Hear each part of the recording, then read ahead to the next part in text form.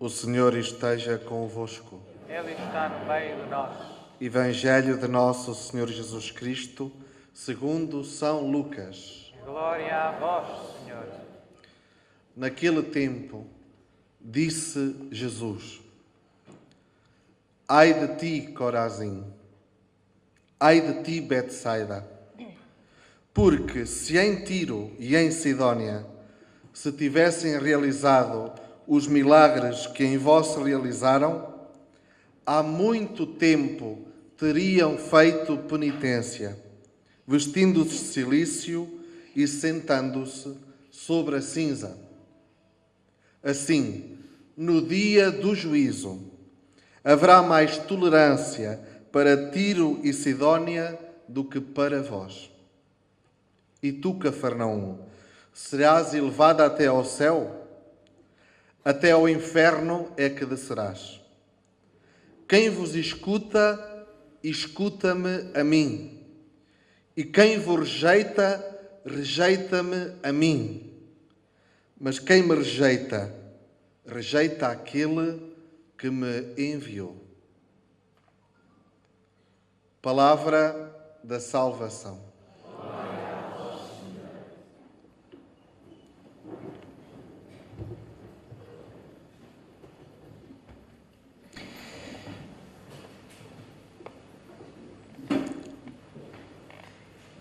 Não é frequente ouvirmos Jesus censurar com tanta dureza os seus contemporâneos. Normalmente Jesus é muito doce, é muito calmo, é muito manso. Mas em algumas passagens do Novo Testamento vemos também a indignação, às vezes, no coração de Jesus. E algumas palavras mais duras. É o caso do Evangelho de hoje. Ai de ti, Corazim, ai de ti, Betsaida, porque se em Tiro e em Sidónia se tivessem realizado os milagres que em vós se realizaram, há muito tempo teriam feito penitência. Corazim e Betsaida foram as zonas em que Jesus evangelizou. Tiro e Sidónia eram regiões pagãs, que não pertenciam ao território da Terra Prometida. Portanto, não tinham sido abençoadas com tantas bênçãos como Corazim e Betsaida.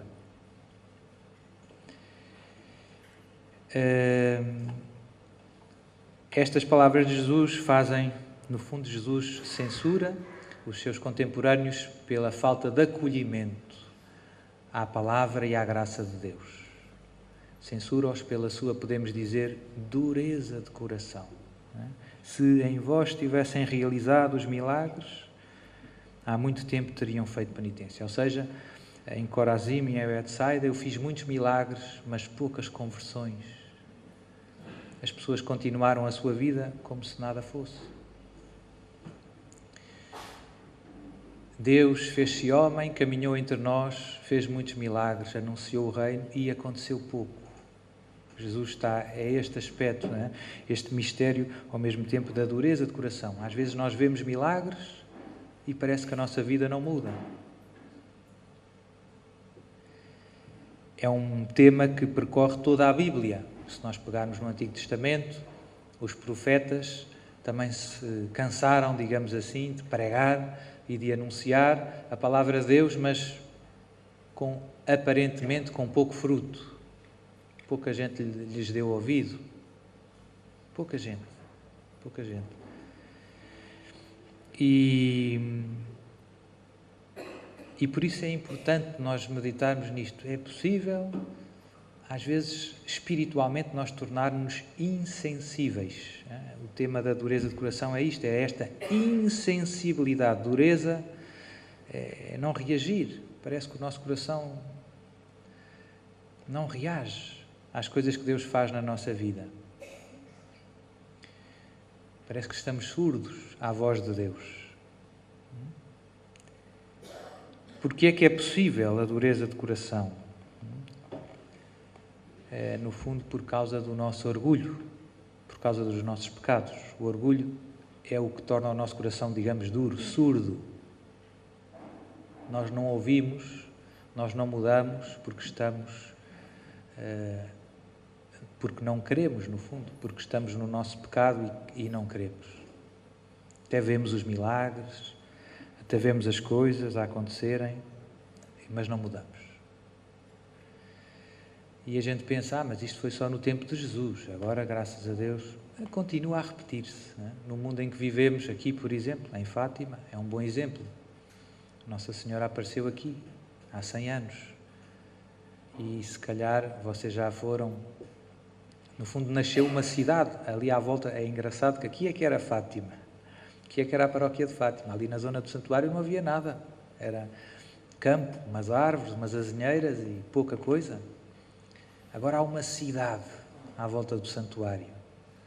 E há um mar de gente que vive à custa, no fundo, do facto de Nossa Senhora ter aparecido em Fátima. Se a gente perguntar aos comerciantes, olha, e acredita que Nossa Senhora apareceu aqui? Acredito, seu padre, acredito. Então, mas reza ao terço? Isso não tenho tempo.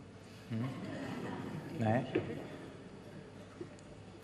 Portanto, este drama da dureza de coração, a gente até vê os milagres de Deus. Não é? Se calhar as pessoas até dizem, a minha avó foi lá no 13 de outubro. Foi lá, levou uma cestinha com o farnel, viu o milagre do sol. E depois o meu pai comprou este terreno e tal, fizemos um hotel, não sei o quê, Deus entra na nossa vida, Deus manifesta-se com poder e às vezes nós não mudamos. E às vezes é uma espécie de fogo de artifício, ou foguete, mas dura poucos segundos. O fogo de artifício rebenta, é muito bonito e depois apaga-se e não sobra nada. Portanto, isto é um convite para nós. Jesus, esta palavra saiu hoje, é a leitura do dia, não escolhemos, é um convite para nós vigiarmos sobre o nosso coração. O que é que eu penso que Deus nos está a dizer hoje? Cuidado para que o teu coração não se endureça. Não se endureça. Às vezes nós habituamos às coisas de Deus, até às mais santas, à missa, e entramos de uma maneira e saímos quase iguais, ou iguais. Isso é sinal de que o nosso coração se tornou duro, porque Deus manifestou-se naquele momento de uma maneira poderosa e aparentemente nós pouco reagimos. Cuidado, meu irmão, com o teu coração, que se pode endurecer, que pode ficar surdo à voz de Deus. Na primeira leitura estávamos a ler Jó, é um dos livros, não sei, cada um tem os seus, não é? Mas é um dos meus livros preferidos, talvez, do Antigo Testamento. Jó era, de facto, uma pessoa extraordinária e, no final, depois da leitura, dizia sinto-me muito pequeno, sinto-me tão pequeno, dizia Jó, não é? Depois de Deus a dizer, porventura alguma vez deste vida, destes ordens amanhã, etc, etc. De facto, o homem, quando comparado com Deus, o que é? Nada. Não é? Portanto, Jó, este sinto-me tão pequeno, é um pouco a condição de ter um coração que acolhe a palavra e a graça de Deus. No fundo é a questão da humildade. Às vezes esquecemos-nos com facilidade de quem somos. É fácil esquecermos de quem somos e começarmos a achar que somos qualquer coisa.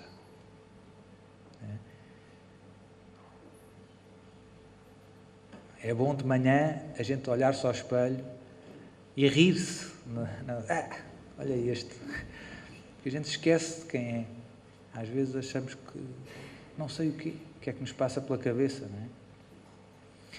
E quando a soberba nasce e cresce no nosso coração, o nosso coração endurece e a graça de Deus não entra e a palavra de Deus não entra.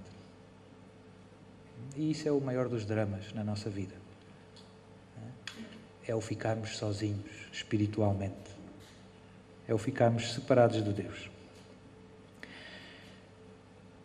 Segunda ideia que gostava de sublinhar, deste Evangelho é o que é que Jesus esperava da sua pregação.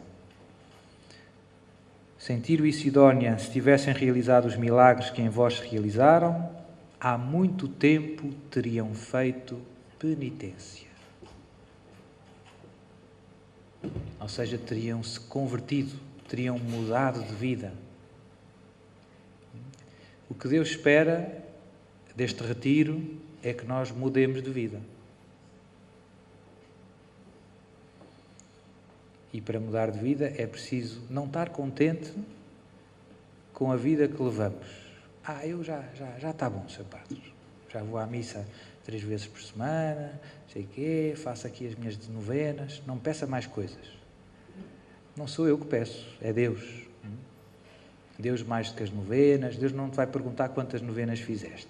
Vai-te perguntar o mesmo que perguntou a São Pedro. Tu amas-me? Tu amas-me a sério? O que é que tu fizeste por mim? E quando nós olhamos para a vida dos santos, vemos isto, esta conversão que leva a uma revolução total na vida. Nossa, Padre, mas eu não sou santo. Mas Deus quer que sejas. Esse é que é o ponto. Deus quer uma revolução total na tua vida.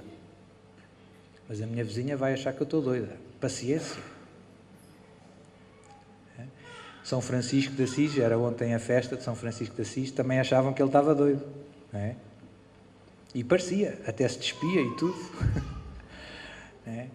Quando Deus entra na nossa vida é uma revolução. É uma revolução.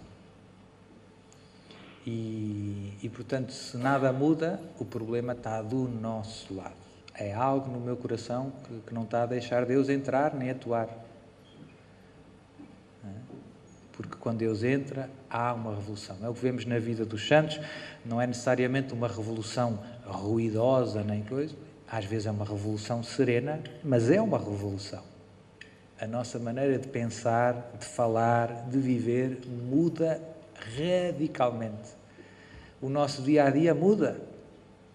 Eu estou-me a lembrar de alguns amigos meus que às vezes desabafam e que vêm-se aflitos porque encontraram Jesus, abriram o coração a sério e houve uma revolução. O problema é que eles são casados e têm filhos. E a família, digamos assim, que não tem culpa.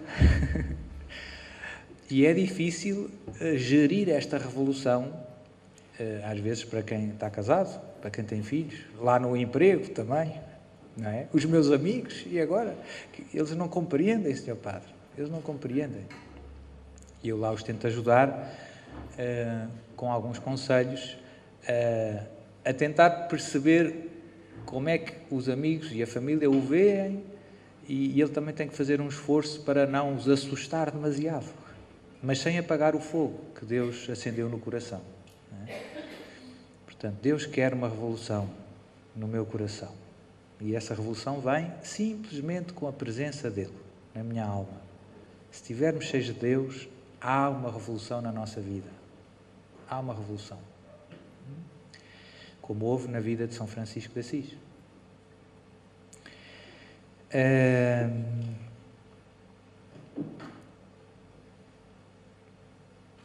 Vou terminar com uma frase que eu gosto muito de Santo Agostinho, que penso que se aplica a todos nós. Ele dizia: desagrade-te sempre aquilo que és, se queres alcançar aquilo que não és. Ou seja, no momento em que na vida espiritual nós estacionamos a nossa... Está bom, já vou ao grupo, já faço... Nesse momento parámos de crescer. A nossa relação com Deus começou a arrefecer. Portanto, desagrade-te sempre aquilo que és, nunca fiques muito contente contigo, se queres alcançar aquilo que não és, se queres ser santo. Ou seja, se queres ser santo, não podes estacionar na vida espiritual. Não podes dizer: eu já amo a Deus que chegue. Já amo a Deus que chegue. Se calhar já rezas os terços, a quantidade que é, mas podes rezar melhor. E nunca vai chegar um dia em que diga: eu já rezo 100%. o terço, o rosário, sem me distrair. Não é, vai ser uma luta, vai ser uma luta. Portanto, querer melhorar sempre. É triste que não encontramos muito esta atitude nos batizados, nos cristãos. Este estar insatisfeito. Eu não estou contente com o que sou, porque quero amar mais a Deus. Deus merece mais amor. Eu não sou. Há muito para mudar na minha vida. Devia ser esta a nossa atitude, mas não é, muitas vezes. Um dos poucos lugares onde eu encontro esta atitude, estranhamente, ou não, é no futebol. No futebol, os jogadores querem melhorar. O Ronaldo já ganhou 5 vezes a bola de ouro, não é? Mas quer 6. Não é? Os treinadores estão sempre a dizer, quer dizer, já fizeram aquele jogo 1000 vezes, mas querem ganhar e querem mais e mais e mais e mais. Essa é a atitude certa. Não estaciones na tua vida. Senão Deus já não consegue entrar no teu coração. Senão não vai haver revolução. Mas eu já sou mais velho. Não interessa. Deus não chama à santidade só os jovens, ou só até aos 20. Chama todos, até à hora da morte. E nunca é tarde. E nunca é tarde para esta revolução acontecer. Então, hoje, peço esta graça para todos nós, para estes dias de retiro que vamos viver, que Deus nos dê a graça de termos um coração humilde e verdadeiramente aberto à sua ação, à sua palavra e à sua graça. Deixar Deus entrar na nossa vida a sério. Deixar que esta revolução aconteça. E depois colaborar com esta graça. Como Nossa Senhora, seja feita segundo a tua vontade. Deus quer entrar na minha vida. Se eu deixar, Ele entra. Depois eu tenho que me deixar levar por esta onda. E isto parece que é muito passivo, que não dá trabalho nenhum. Dá trabalho. E implica-nos até à medula. Nada nos enche mais o coração. Nada nos enche mais esta vida do que viver cheio de Deus. Ainda agora, na sacristia, estava com o padre Vítor e estava lá uma senhora a falar connosco, ele é testemunha, e a senhora muito simplesmente estava a falar connosco, ajudou-me com os paramentos e dizia: Sr. Padre, eu tenho aqui dentro do coração, o que eu tenho dentro do coração não há nada que o mundo pague. É uma alegria tão grande de servir a Deus, e já é uma senhora mais velha, não, se calhar algum conhece, se calhar está aí sentada, não sei se ela queria que eu contasse, ninguém sabe quem ela é, mas podem vir a saber se eu disser mais coisas. Mas é bonito, é isso, estar cheio de Deus. Esta é a meta. Deus não nos vai perguntar se fizemos muitas coisas, vai perguntar se o amamos muito, se o deixamos morar no nosso coração. Aquela história de Marta e Maria também é muito importante, não é? Marta. Hoje o mundo puxa-nos para a Marta. A tentação é correr, a acelerar. O mais importante é estares unido a Deus. Escreve isso lá na tua casa. É o que mais interessa. O que interessa é estar unido a Deus, estar na graça de Deus. Cada vez mais. O resto são consequências disso. Se estiveres unido a Deus, a tua vida vai dar muito fruto. Não tens que imitar ninguém. Tens que deixar-te tomar posse por Deus. Então é essa graça que eu peço para nós, que a gente não se contente com o que Deus já fez na nossa vida, pontapé na mediocridade. Deus não quer medíocres, Deus quer santos. E que a gente deseje ardentemente ser tudo aquilo que Deus pensou para nós. Ou seja, grandes santos. Sem medo. Senhor, faz de mim o que Tu quiseres. Eu quero tudo o que Tu pensaste para mim. Que assim seja.